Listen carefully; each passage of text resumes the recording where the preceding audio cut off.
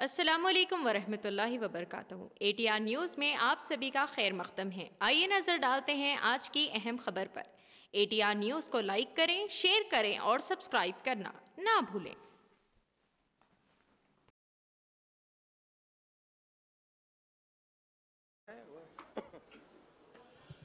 नमस्कार साथियों, इस विशेष प्रेस वार्ता में आप सभी का स्वागत है।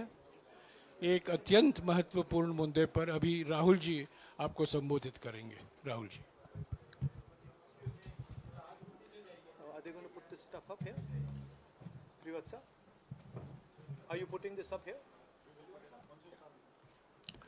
नमस्कार, कैसे हैं? आप थोड़े शेल शॉक्ड लग रहे हो। ये कांग्रेस पार्टी ने क्या कर दिया, कैसे कर दिया? हाँ, अच्छा इसी के कारण है ये। अच्छा ज्यादा लोग आ गए। Okay okay. नहीं देखिए, आज हम बड़ी इंपॉर्टेंट चीज के बारे में आपको कहना चाहते हैं। पहली बार हमने नोट किया कि चुनाव के समय प्रधानमंत्री ने, होम मिनिस्टर ने और फाइनेंस मिनिस्टर ने स्टॉक मार्केट पर टिप्पणी दी। प्रधानमंत्री ने 2-3 बार, 4 बार देश को कहा कि स्टॉक मार्केट तेजी से आगे बढ़ने जा रही है। होम मिनिस्टर ने सीधा कहा कि 4 जून को स्टॉक मार्केट आसमान में जाएगी, लोगों को खरीदना चाहिए। और यही मैसेज फाइनेंस मिनिस्टर ने दिया। फर्स्ट, ये आज थोड़ा हम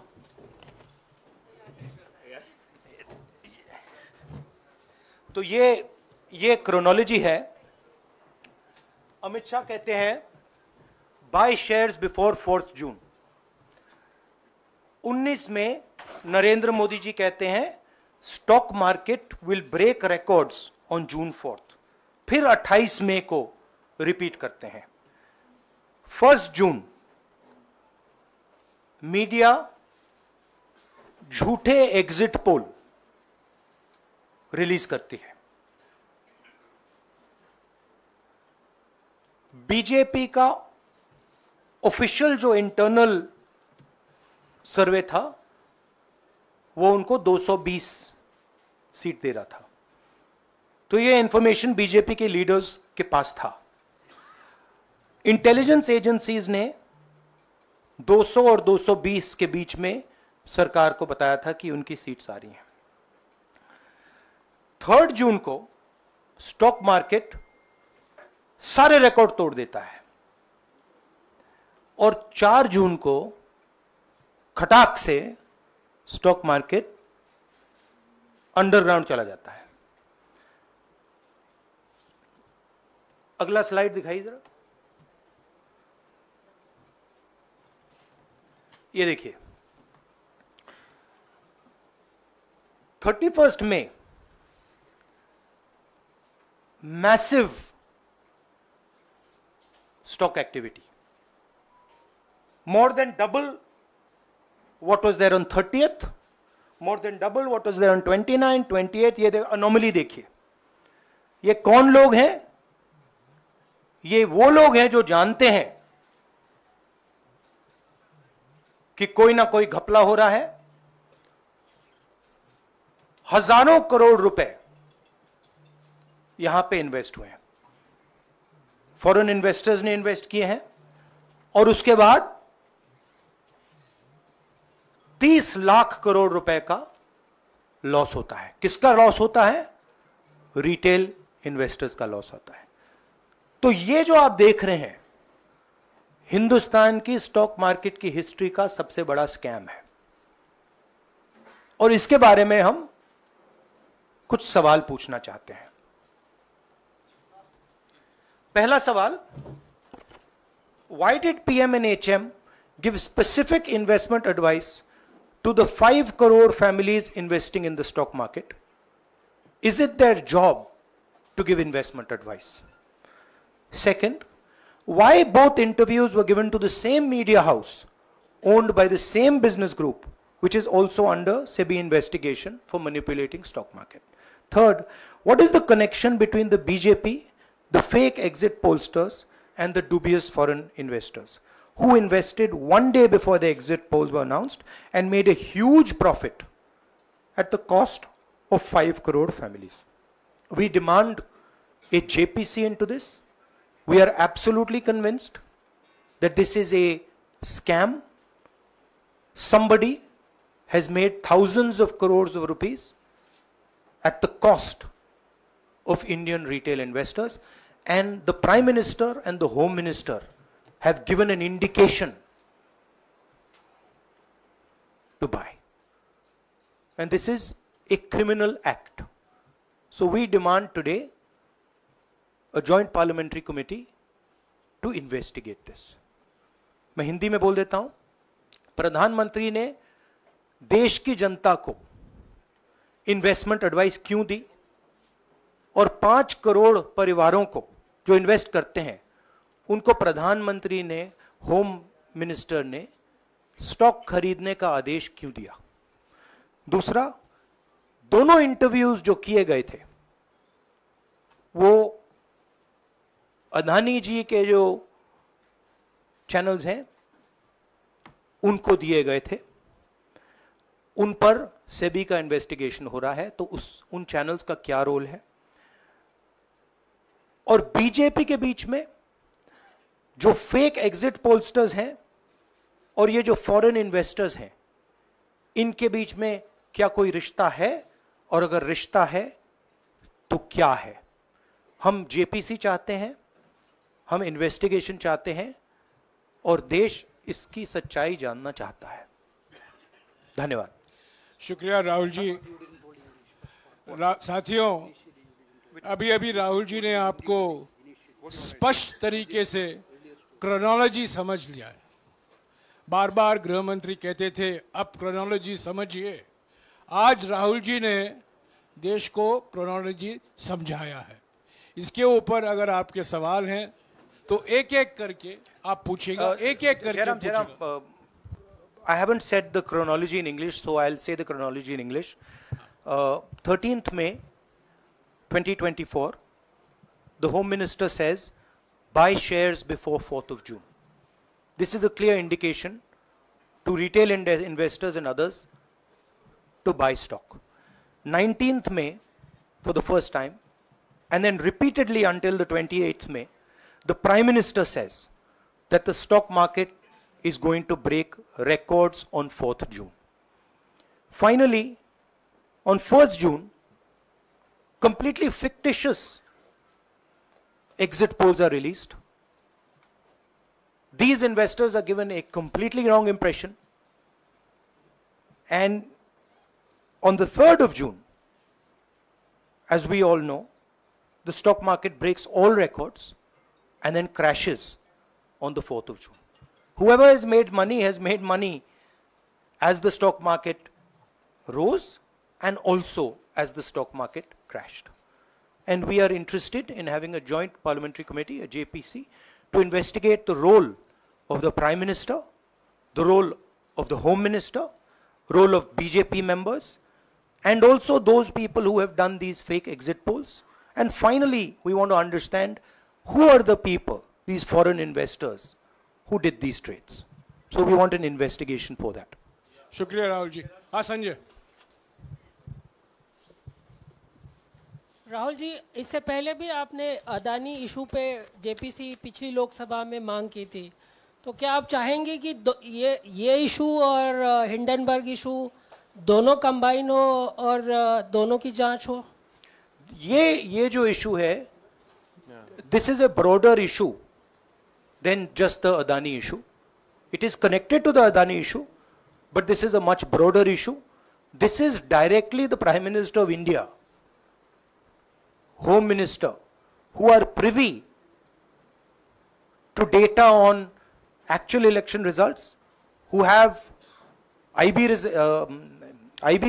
reports, who have their own data, who are advising retail investors to buy stock on the floor. This has never happened before. And by the way, the Prime Minister has never commented on stock market before this. This is the first time the Prime Minister has commented, very interestingly, and multiple times, one after the other, saying that stock market is going to boom, stock market is going to boom, stock market is going to boom. And at the same time, he has information that the exit polls are wrong. He has information that he knows what is going to happen because he has IB data and he also has his own party data. हाँ जी रवि। राहुल जी, मेरा सवाल यही है कि जी news ने भी ये सारी चीज बताई है जनता को कि कई चैनलों ने मिलकर ये सब चीज किया है, जिस तरह से एग्जिट पोल करके लोगों को गुमराह किया है, जिस तरह से शेयर बाजार में सारा कुछ हुआ है, जी न्यूज़ ने भी इस मामले को उठाया है और बताया है। और आपके कहने का सीधा अर्थ है कि अडानी को इसका फायदा उठाने के लिए किया गया है? नहीं, मेरा कहने का ये अर्थ है कि उसमें अडानी इन्वॉल्व हो सकता है, मगर ये अडानी से बहुत बड़ी चीज है। इसमें बीजेपी के सबसे बड़े नेताओं ने कहा है, रिटेल इन्वेस्टर्स को मैसेज दिया है कि आपको स्टॉक खरीदना चाहिए। उनके पास इंफॉर्मेशन थी कि एग्जिट पोल्स गलत हैं, उनके पास इंफॉर्मेशन थी कि बीजेपी को फुल मेजॉरिटी नहीं मिलने वाली है, और वो जानते थे 3 जून को और 4 जून को क्या होने वाला है। कितने का 30 लाख, कितना 30 लाख करोड़ का नुकसान हुआ है? कितने का? 30 लाख करोड़ रुपए का नुकसान हुआ है और हजारों लाखों करोड़ रुपए का चुने हुए लोगों को फायदा हुआ है। और हम इंक्वायरी चाहते हैं प्रधानमंत्री पर, होम मिनिस्टर पर, जिन्होंने एग्जिट पोल किया उन पर, और ये जो फॉरेन इन्वेस्टर्स हैं उन पर। हाँ शेमिन।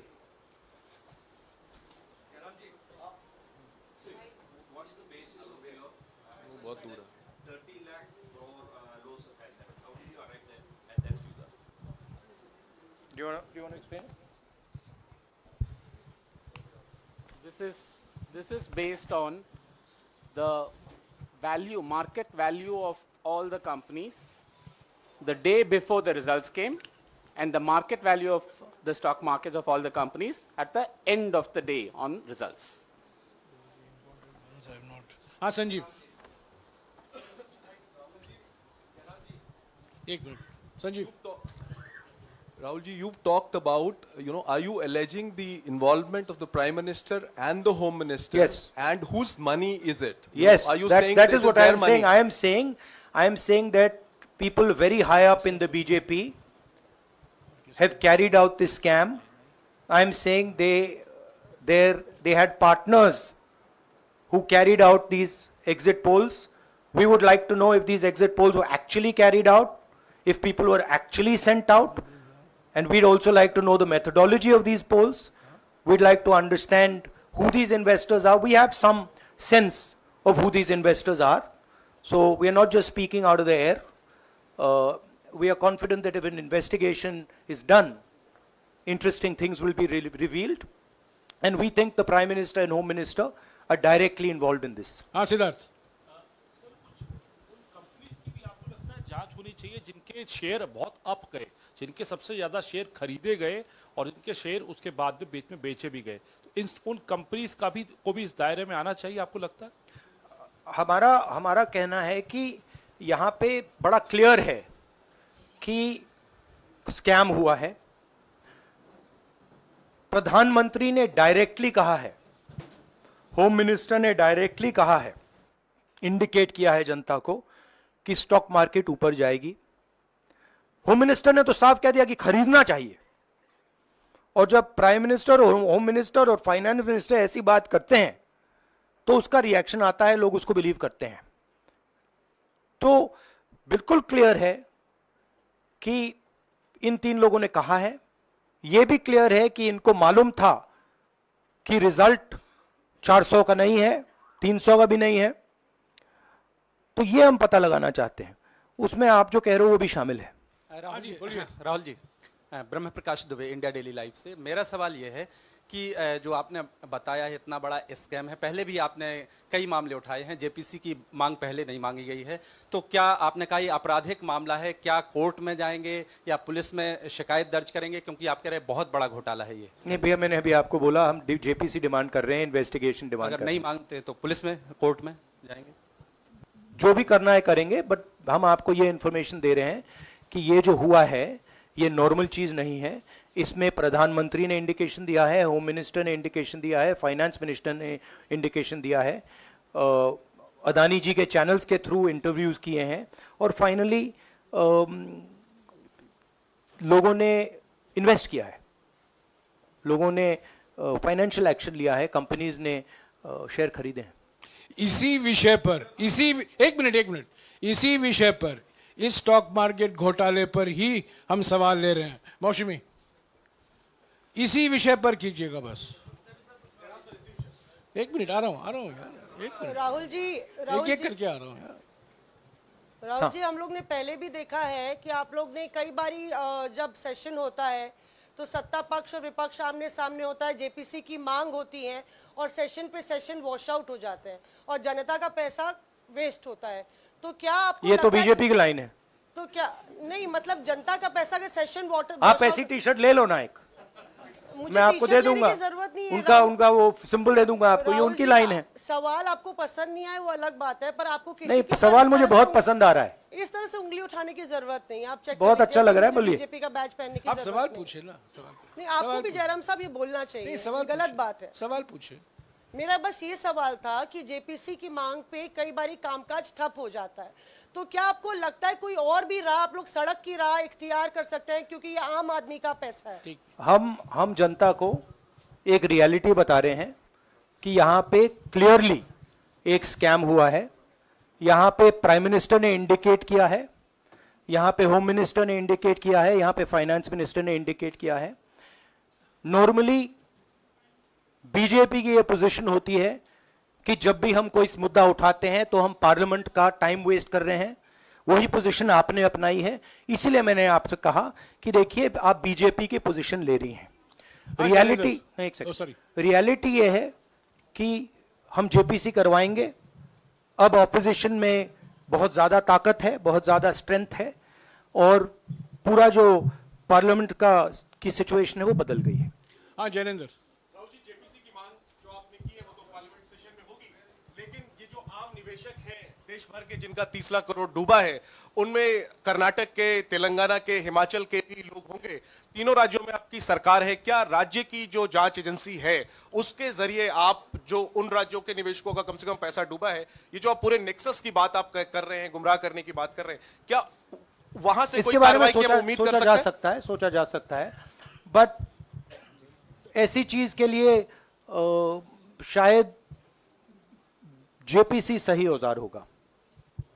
हाँ रंजीता, रंजीता, मोहित इज आस्क्ड, रंजीता यार आप पूछते रहे। मोहित चलो। आपको ऐसे सर मैं इज अपसेट सर मैं मोहित, आपने चमत्कार किया, पूछ लीजिए। सर मैं मोहित हूँ, न्यूज नेशन से। नहीं जानता। सर लगातार पिछले घोटालों में भी आपने जेपीसी की बात की थी, आपने हर जांच की बात की, और ये एक बड़ा घोटाला सामने आया, इसमें भी आप जेपीसी की मांग कर रहे हैं। कितनी उम्मीद है कि लोग जेपीसी की ये लागू करेंगे? आपको क्या लगता है कि ये जेपीसी लागू करने वाले, अगर नहीं करेंगे फिर क्या करेंगे आप लोग?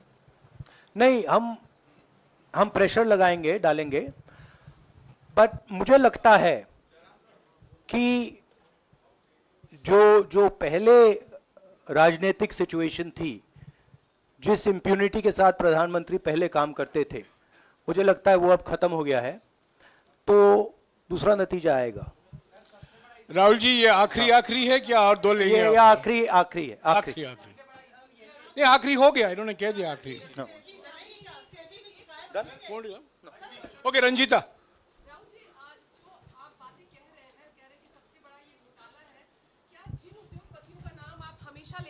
चुनावी जो रैलियां रही हैं उसमें भी और उसके बाद भी, क्या आप कहना चाहते हैं कि सरकार ने मदद की है उन उद्योगपतियों को और अमीर बनाने में? नहीं, मैं कह रहा हूं, मैं सिर्फ सरकार की बात नहीं कर रहा हूं, मैं दो इंडिविजुअल्स की बात कर रहा हूं। प्रधानमंत्री ने और हिंदुस्तान के सब रिटेल इन्वेस्टर्स जिनको नुकसान हुआ है, मैं आपसे बोल रहा हूं, आपको यह बात समझ आ जाएगी। आपका पैसा गया है, आपकी कमाई गई है, आपको नुकसान हुआ है, और इसमें करोड़ों युवा हैं जो ईमानदार हैं।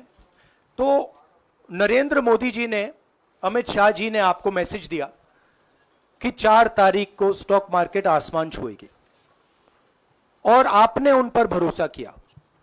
मगर सच्चाई यह थी कि नरेंद्र मोदी को मालूम था कि 4 जून को स्टॉक मार्केट आसमान नहीं छुएगी। 4 जून को स्टॉक मार्केट का जबरदस्त नुकसान होने जा रहा है, क्योंकि उनके पास इंटेलिजेंस की रिपोर्ट थी और बीजेपी का जो इंटरनल असेसमेंट था 220 सीट का, वो उनके हाथ में था। तो मेरा यह सवाल है, और मैं आपसे इन्वेस्टर से कहना चाहता हूं कि आपको जो चोट पहुंची है, जो आपको दर्द हुआ है, वो चोट नरेंद्र मोदी जी और अमित शाह के बयान ने आपको पहुंचाई है। और हजारों करोड़ रुपए किसी ना किसी ने चोरी किए हैं, वो आपके जेब से गए हैं, रिटेल इन्वेस्टर्स के जेब से गए हैं। तो मैं चाहता हूं, आपके लिए बोल रहा हूं, मैं आपके लिए बोल रहा हूं कि इन्वेस्टिगेशन होना चाहिए, पता लगाना चाहिए कि प्रधानमंत्री जी ने, होम मिनिस्टर ने आपको यह गलत इंफॉर्मेशन क्यों दी, और ये कौन लोग हैं, इन्वेस्टर्स जो हैं, फॉरेन इन्वेस्टर्स हैं, जिन्होंने इस दिन फायदा उठाया। ये देखिए ग्राफ है, ये रेड चार्ट जो है, इसको देख लीजिए। ये नॉर्मल ट्रेडिंग है, ये नॉर्मल ट्रेडिंग है, ये ग्रे वाली नॉर्मल ट्रेडिंग है, और ये जो ट्रेडिंग है ये अबनॉर्मल ट्रेडिंग है, ये 2-3 गुना है, और फिर ये हुआ है नुकसान। तो ये नरेंद्र मोदी जी और अमित शाह से मैं पूछ रहा हूं कि आप में इसमें आपका क्या रोल था, और रिटेल इन्वेस्टर्स के लिए पूछ रहा हूं, आपकी मदद के लिए, आपकी मदद करने के लिए पूछ रहा हूं, और इन्वेस्टिगेशन होगा तो आपके लिए होगा। धन्यवाद, शुक्रिया, थैंक यू।